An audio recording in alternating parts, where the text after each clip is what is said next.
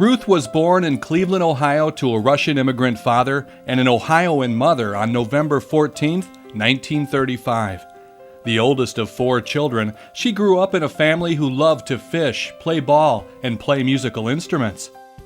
By age 6, America was plunged into a horrible world war, and Ruth was influenced by a level of community volunteerism that was at an all-time high. A local elementary school even planted a victory garden to raise food for those in need. Compassion, dedication, perseverance, and hard work have always been key in Ruth's life. She was active in band, playing oboe and piano. She was especially interested in Girl Scouts and loved to read mysteries. As Ruth got older, she volunteered at a local hospital as a candy striper who helped nurses care for the sick. She also worked at the local soda fountain, scooping ice cream. Ruth graduated Cleveland Heights High School and attended the University of Michigan School of Liberal Arts, History, and Education. Here she met a young doctor fresh out of the Air Force, Marty Jaffe. They were married in the spring of 1957. Their first child, Karen, was born between Ruth's final exams, the last test reportedly taken from her hospital bed. No doubt that the medical staff were impressed that their patient still graduated Phi Beta Kappa with a perfect 4.0 GPA.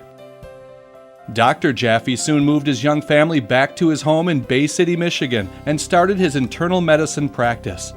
His busy schedule meant that Ruth would have her hands full with the chores and shuttling the children off to swimming, tennis, and piano lessons. The Jaffe family grew to include 4 children: Karen, Craig, Brian, and Richard. 3 would go into medicine like their father. Craig and Brian became doctors, Karen a nurse, and Richard became a computer specialist. In 1967, Ruth added the responsibilities of civic leader to her job as a homemaker, becoming the first such title to be voted into the Rotary Club. She was also the first and only woman to chair the trustees at Delta College.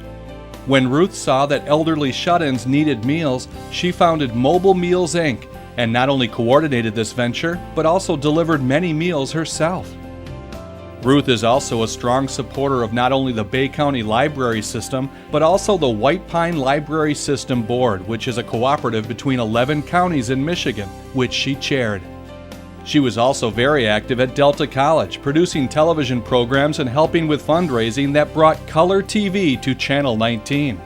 Ruth was director of the Bay County Growth Alliance, one of the 3 founders of the Bay County Citizens for Better Government, and president of the United Way for Bay County. She was also elected as chairperson for the United Way of Michigan, traveling the entire state as spokesperson for the charity. They awarded her service with the Weber Award for Volunteerism in 1981. That next year, the United Way honored her again with the prestigious United Way Distinguished Service Award. Ruth also found time to become president of the Saginaw Symphony, a founder and current board member of the Kanzler Foundation, one of the Bay Arts Council founders, and an original founding member of the Bay Area Community Foundation Board of Trustees. She was also honored with the Community Service Award from the J.C.'s Auxiliary. It was for this and a long list of other accomplishments that she was honored by the Daughters of the American Revolution, a group she had joined as a youngster. Local civic leaders wrote letters of recommendation for the award, calling her a bright, shining light in our community. It was in 1992 she was awarded the DAR's highest commendation, the Medal of Honor. Ruth also has passion for nature, which she shares with her children and grandchildren. Among her projects were a pen for her daughter Karen's frogs and snakes, and a unique fascination with skunks, collecting porcelain statues of the woodland creatures.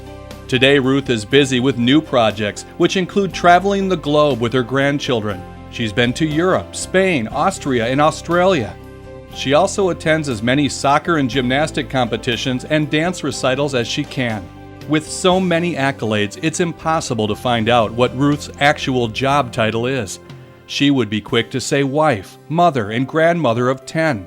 Her recommendation form for the Daughters of the American Revolution lists her occupation as volunteer extraordinaire. We believe she is literally the face of our community. But to know Ruth is to know there is always more to do.